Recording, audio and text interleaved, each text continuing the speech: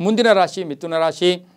ಮಿಥುನ ರಾಶಿಯವರಿಗೆ 2024 ಗುರು ಸಂಚಾರ ಫಲಾಫಲ ನೋಡೋಕೆ ಹೋದಾಗ ಗುರು 12ನೇ ಮನೆಗೆ ಬರ್ತಾ ಇದ್ದಾನೆ. ಮಿಥುನ ರಾಶಿಯವರಿಗೆ ದುಸ್ಥಾನದಲ್ಲಿ ಸಂಚಾರ ಮಾಡ್ತಾ ಇದ್ದಾನೆ. ಆದರೂ ಕೂಡ 4, 6, 8ರ ದೃಷ್ಟಿ ಗುರುವಿನ ಇರ್ತಕ್ಕಂಥದ್ದಾಗಿದ್ದು, ಹಾಗೆಯೇ 10 ಮತ್ತು 7ರ ಅಧಿಪತಿಯಾಗಿರ್ತಕ್ಕಂಥ ಗುರು ಮಿಥುನ ರಾಶಿಯವರಿಗೆ ಅನಿರೀಕ್ಷಿತವಾಗಿ ಆರೋಗ್ಯದಲ್ಲಿ ಸಣ್ಣ ಪುಟ್ಟ ತೊಂದರೆಗಳಾದರೂ ಕೂಡ ಸರಿ ಹೋಗ್ತಕ್ಕಂಥದ್ದು, ಆಧ್ಯಾತ್ಮಿಕ ಒಲವು ಬರ್ತಕ್ಕಂಥದ್ದು, ವೆಚ್ಚಗಳು ಜಾಸ್ತಿ ಆಗ್ತಕ್ಕಂಥದ್ದು, ಆದಾಯ ಚೆನ್ನಾಗಿರ್ತಕ್ಕಂಥದ್ದು, ಸುಮ್ಮನೆ ಪ್ರಯಾಣಗಳು ಮಾಡೋಕ್ಕೆ ಹೋಗ್ತಕ್ಕಂಥದ್ದು, ವೈಯಕ್ತಿಕವಾಗಿ ಬೆಳವಣಿಗೆ ಚೆನ್ನಾಗೇ ಇರುತ್ತೆ, ಆದರೂ ಕೂಡ ಖರ್ಚು ಜಾಸ್ತಿ ಇರತಕ್ಕಂಥದ್ದು, ಸಣ್ಣ ಪುಟ್ಟ ಆಸ್ತಿಯ ಕಲಹಗಳು ಕೂಡ ಬರ್ತಕ್ಕಂಥದ್ದು, ಹೆಚ್ಚು ಅಧ್ಯಯನ ಮಾಡೋಕ್ಕೆ ಪ್ರಯತ್ನ ಪಡ್ತೀರಾ. ಈ ಮಿಥುನ ರಾಶಿಯವರು ಹೆಚ್ಚು ಏನೋ ಕಲಿಬೇಕು ಅಂತ ಪ್ರಯತ್ನ ಪಡ್ತಕ್ಕಂಥ ಯೋಗ ಕೂಡ ಇರುತ್ತೆ.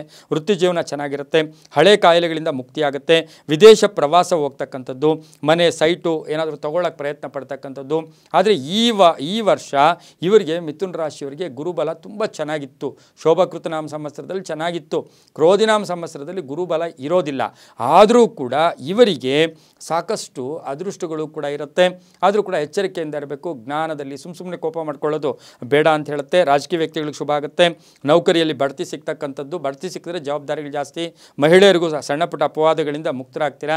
ಸಂಸಾರದಲ್ಲಿ ಶುಭ ಕಾರ್ಯಗಳು ನಡೀತಕ್ಕಂಥದ್ದು, ತಾಯಿಯ ಆರೋಗ್ಯದಲ್ಲಿ ಸಣ್ಣ ಪುಟ್ಟ ಏರುಪೇರು ಆಗ್ತಕ್ಕಂಥದ್ದು, ಇನ್ನು ತಮ್ಮ ಆರೋಗ್ಯದಲ್ಲಿ ಸುಧಾರಣೆ ಆಗ್ತಕ್ಕಂಥದ್ದು. ಇನ್ನು ಅಷ್ಟಮ ದೃಷ್ಟಿ ಇರೋದ್ರಿಂದ ದೊಡ್ಡ ಕಂಟಕಗಳು ಕೂಡ ದೂರ ಆಗ್ತಕ್ಕಂಥ ಸಾಧ್ಯತೆ ಇರುತ್ತೆ. ಪಶು ಪಕ್ಷಿಗಳಿಗೆ, ನಾಯಿಗಳಿಗೆ ಆಹಾರ ಕೊಡ್ತಕ್ಕಂಥದ್ದು ಕೂಡ ತುಂಬ ಒಳ್ಳೆಯದು. ಹಾಗೆಯೇ ಬುಧವಾರ ಗಣೇಶನ ದರ್ಶನ ಮಾಡ್ಕೊಳ್ಳಿ. ಬೆಲ್ಲ ಮತ್ತು ತುಪ್ಪವನ್ನು ಗಣೇಶನಿಗೆ ಕೊಟ್ಟು ನೈವೇದ್ಯಕ್ಕೆ ಕೊಟ್ಟು ಬಂದು ಓಂ ದೇವಾಚಾರ್ಯಾಯ ನಮಃ ಈ ಮಂತ್ರವನ್ನು ಹೆಚ್ಚು ಜಪ ಮಾಡ್ಕೊಳ್ಳಿ. 5 ಮತ್ತು 3 ತಮ್ಮ ಅದೃಷ್ಟದ ಸಂಖ್ಯೆಗಳಾಗಿರುತ್ತೆ. ನೀಲಿಯ ಬಣ್ಣ ಉಪಯೋಗಿಸ್ಕೊಳ್ಳಿ, ತುಂಬಾ ಒಳ್ಳೆಯದಾಗುತ್ತೆ.